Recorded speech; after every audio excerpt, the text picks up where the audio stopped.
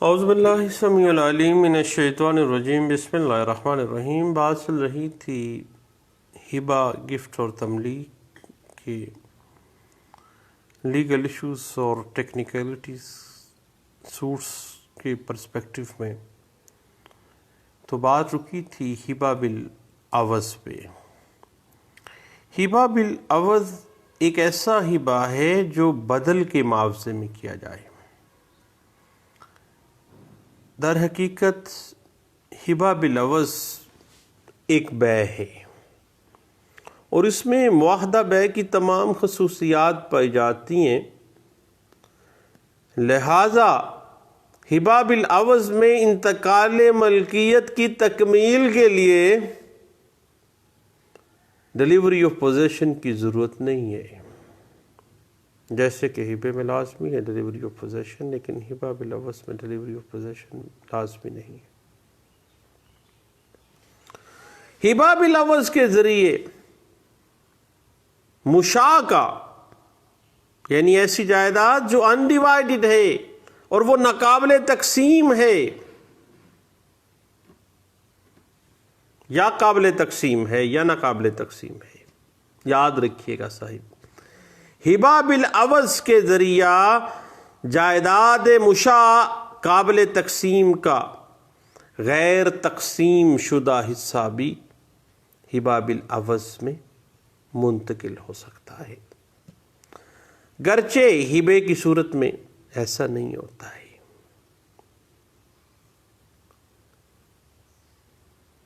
ہبہ بالعوض کے لیے ہبہ کرنے والے کی طرف سے حقیقی طور پر عوض کی ادائیگی، ہبہ کرنے والے کی نیک نیتی کے ساتھ فی الفور جائیداد سے دستبرداری اور ڈیلیوری آف پوزیشن کا ارادہ،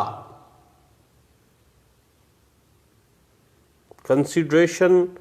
فری کین کی باہمی رضامندی سے مقرر کیا جا سکتا ہے، مگر اس کا حقیقی طور پر اور نیک نیتی کے ساتھ اس کنسیڈریشن کا ہونا ضروری ہے۔ اس حوالے سے پی L D 2004 supreme court page 10 ہمیں گائیڈ لائنز دے دیتا ہے۔ اس کے بعد ہبہ بشرط العوض آ جاتا ہے کہ جب کوئی ہبہ معاوضے کی شرط کے ساتھ کیا جائے تو وہ ہبہ بشرط العوض کہلاتا ہے۔ ایسے ہبے میں بھی سادہ ہبے کی طرح ڈیلیوری آف پوزیشن مینڈیٹری ہے اور یہ ہبہ قابل منسوخی بھی ہے، لیکن جب ہبہ قبول کرنے والا کنسیڈریشن ادا کر دے تو پھر یہ irrevocable ہو جاتا ہے، ناقابل تنسیخ ہو جاتا ہے۔ 2004 C L C page 1211، 2005 C L C page 346، P L D 1994 supreme court 650، 2004 Y L R page 690، 1999 C L C page 1505، P L D 2006 supreme court page 15، 2006 C L C page 1009، 2004 C L C page 1، 2011 Y L R page 2980، 2005 C L C page 346، 2006 C L C page 987، 2013 M L D page 913، 2013 C L C page 52 جو ہے وہ ہمیں کچھ guide lines provide کر دیتے ہیں۔ اس کے بعد ہبہ اور تملیک کے حوالے سے وارثوں اور غیر وارثوں کے حق میں ہبہ بالوصیت ایک اہم لیگل ٹیکنیکلٹی کو ارائز کر دیتا ہے۔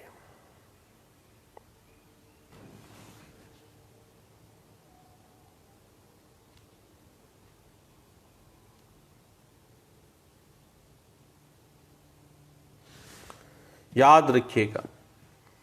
کہ جب ایک ہی وصیت نامے کے ذریعے پراپرٹی وارث اور غیر وارث کے حق میں ہبہ کی جائے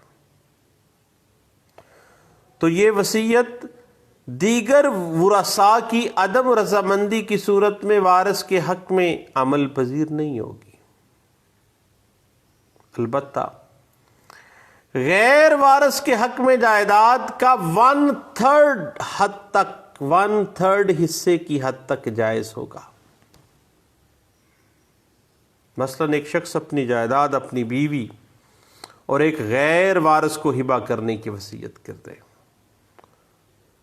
اور اس کے دیگر ورثاء بیوی کے حق پر وصیت پہ رضامند نہ ہوں، تو حسب وصیت غیر وارث کو جائیداد 1/3 حصہ ملے گا۔ باقی 2/3 جو جائیداد ہے وہ شرعی ورثاء میں، جس طرح وہ بیوی تھی جس کے حق میں ہبہ بالوصیت تھا لیکن ورثاء راضی نہیں تھے، باقیوں کے ساتھ حصے کے ساتھ ہی ملے گا۔ اس کے بعد خیراتی کاموں کے لیے وصیت ہبہ بالوصیت جائیداد کے 1/3 حصے کی حد تک کیا جا سکتا ہے۔ اگر کوئی شخص اپنے پراپرٹی کو خیراتی کاموں کے لیے ہبہ کے لیے وصیت کرتا ہے تو 1/3 تک کر سکتا ہے، اس کے اوپر نہیں۔ اور ہبہ بالوصیت کے جواز کے لیے یہ لازم نہیں ہے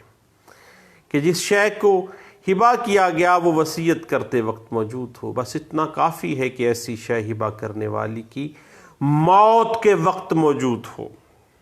وصیت کر دی، ابھی موجود نہیں ہے، جب مرنے لگا ہے،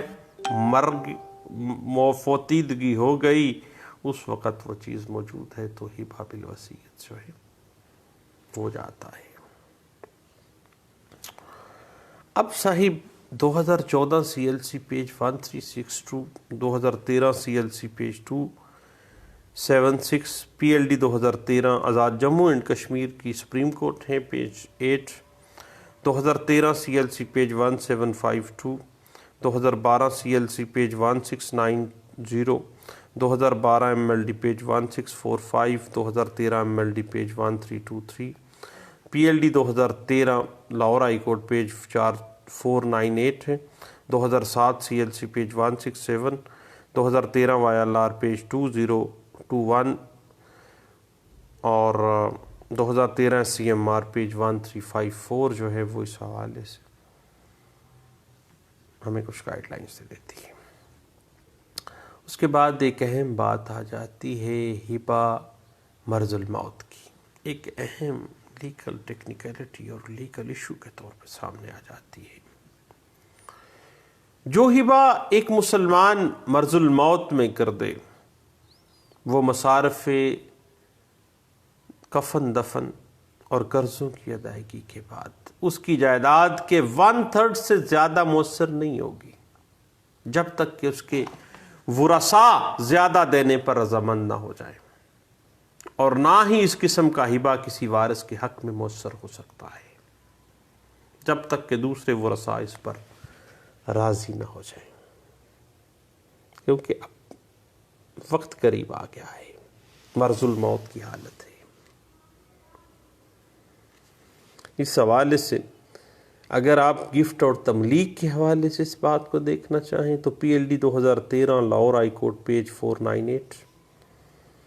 گفٹ کو وصیت کی تناظر میں دیکھنا چاہیں تو 2007 CLC پیج 167 ہمیں گائیڈ لائنز سے دیتی ہے، اور 2015 CLC page 902، 2013 CLC page 724، 2013 CLC page 135، 2012 MLD page 1645، اور مشاہ کے حوالے سے NLR 2015 revenue courts supreme court Pakistan page 1 ہے، اور 2007 MLD پیج 304 ہے، PLD 2013 Lahore high court page 333، 2005 SCMR page 1368 ہے،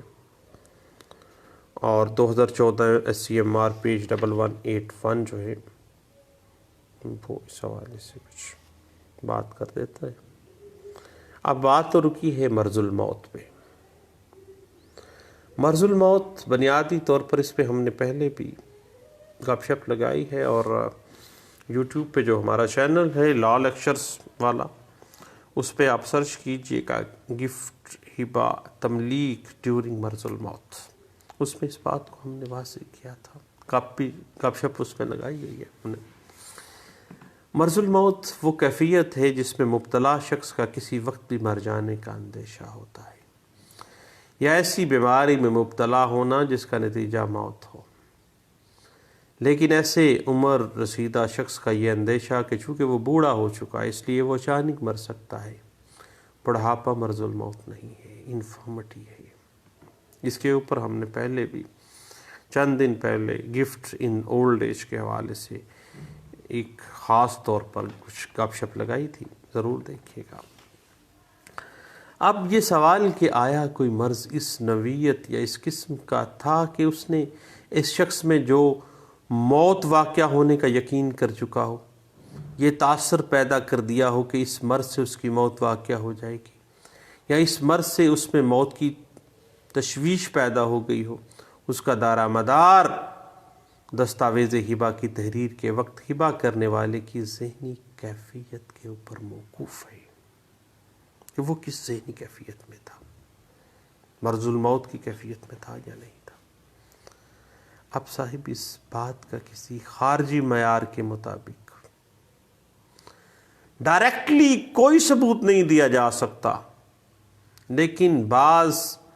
ایڈمیٹڈ جو فیکٹس ہیں اس کیس کے، اس سے یہ بات اخذ کی جا سکتی ہے کہ جو ہبہ یا گفٹ یا تملیک متوقع موت کے خیال کے زیر اثر کیا گیا، وہ مرض الموت کے اصول کی زد میں آتا ہے یا نہیں ہے۔ مرض الموت کے وجود کا برڈن آف پروف ہمیشہ مدعی پر ہوتا ہے کہ کیا وہ شخص مرض الموت میں تھا یا نہیں تھا۔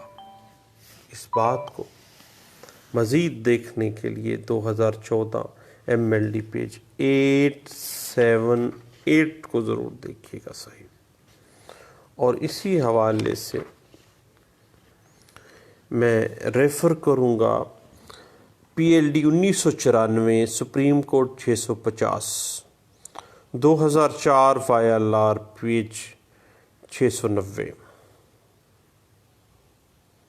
اور 1999 CLC پیج 1505، تو PLD 2006 سپریم کورٹ پیج 15 میں اس بات کو انٹرپریٹ کیا گیا تھا۔ لیں دوستو، ہبہ کے ڈیفرنٹ جو